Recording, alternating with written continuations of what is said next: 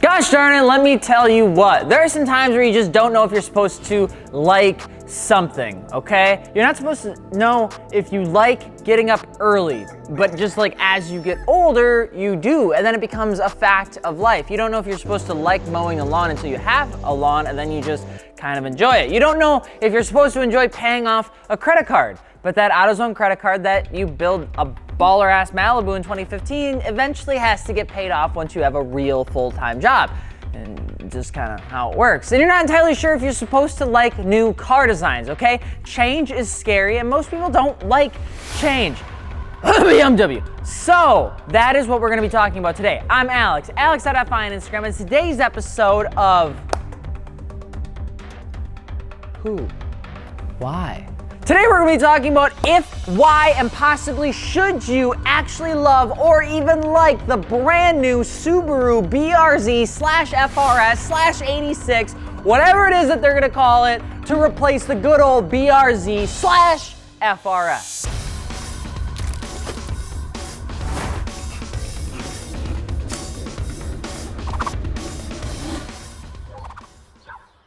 And hey there, bud. If you're just jumping into this video, hello, I'm Alex. And if you're looking for aftermarket wheels, tires, or suspension, be sure to check us out over at fitmentindustries.com, either if that's for your newly acquired BRZ or otherwise, because we do have literally everything. Also, we officially launched our very own wheel company, Artisa Art-Formed Wheels, with wheels shipping like 1/1 of 21. It's been a huge project and we love your support if you're looking for some badass, lightweight, deco directional wheels. It's something that we're very happy about, and it'd be cool if you wanna rep a set. Anyway, moving forward, when the 2022 Subaru BRZ 86 FRS, whatever name we go with, launched, it was met with like immediate criticism, just like any other vehicle launch. But we need to take it back to the 2011-2012 era when the BRZ/FRS first launched. The co-developed Sport Coupe was the adopted child of Subaru and Toyota under agreement that each would share an interested investment opportunity in the platform for sales, design, motoring, and of course,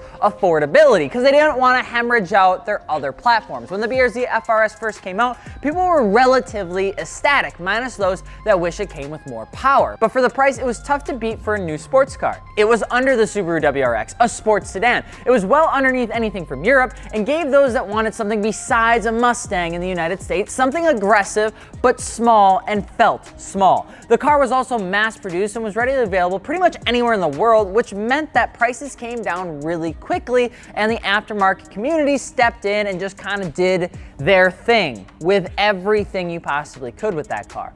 But the one thing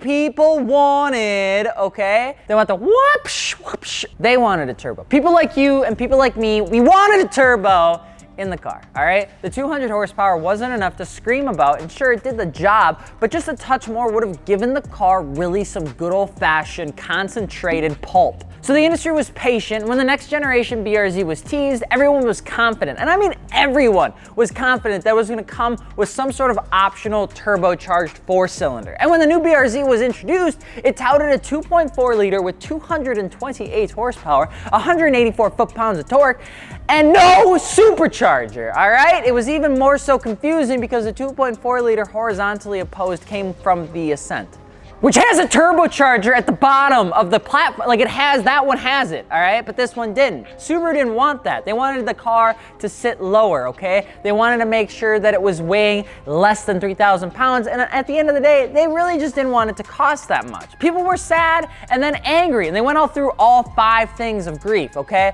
Didn't want the BRZ anyway, okay? It's a dumb 400Z looking car. That's stage 1, all right?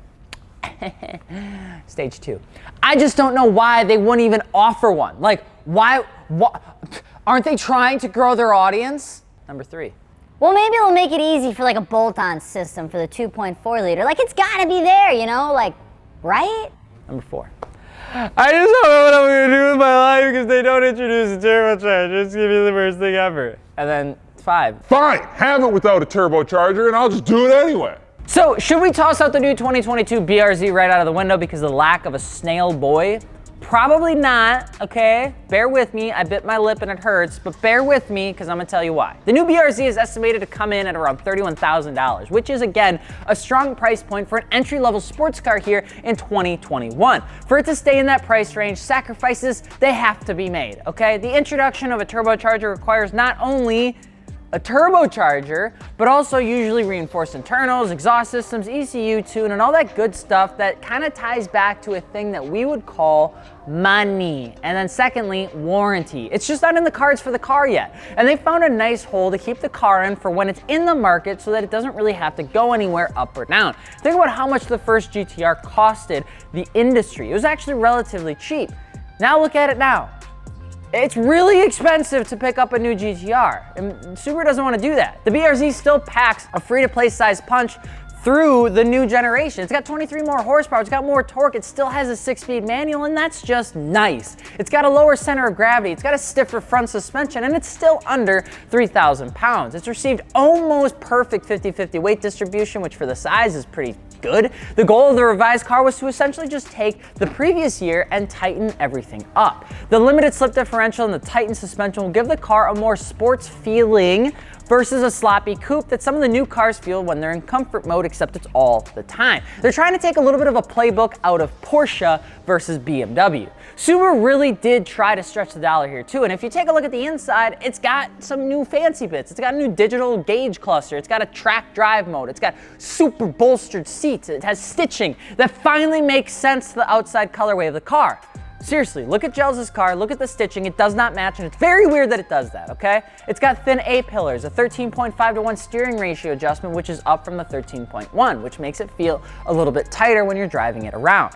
Tight steering wheel, tight steering angle, best way to go if you ever want to feel like you're driving a sports car. Now, we're not all sure how to feel about the looks. I get it, but new cars rarely gather the agreement of every enthusiast out there, and we're a hard group to please. Take the look at the car and you'll see echoes of what looks like a Cayman S, an NSX, a Hyundai, a 400Z, and a few other bits and pieces.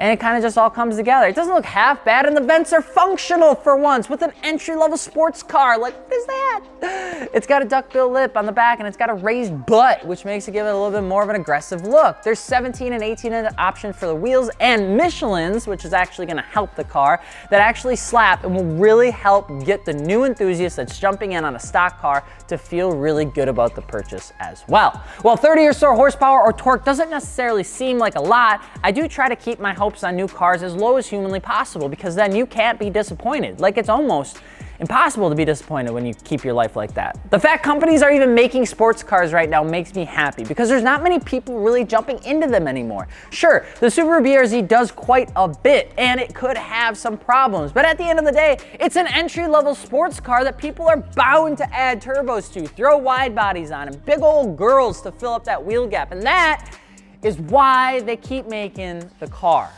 But what do you think about the new BRZ? Let us know below, and if you're looking for aftermarket wheels, tires, or suspension, be sure to hit us up over at fitmentindustries.com. I'm Alex from fitmentindustries.com, and we will see you later.